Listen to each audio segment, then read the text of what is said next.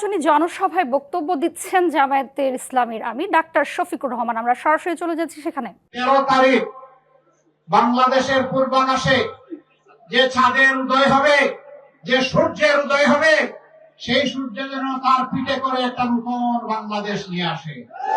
এই বাংলাদেশ হবে সকলের বাংলাদেশ, এই বাংলাদেশ হবে না কোন দলের বাংলাদেশ। ইনশাআল্লাহ তাআলা আজিম। আসুন আল্লাহর নামে শুকরিয়া আদায় করে বিদায় নেই। লিল্লাহি তাকবীর, লিল্লাহি তাকবীর।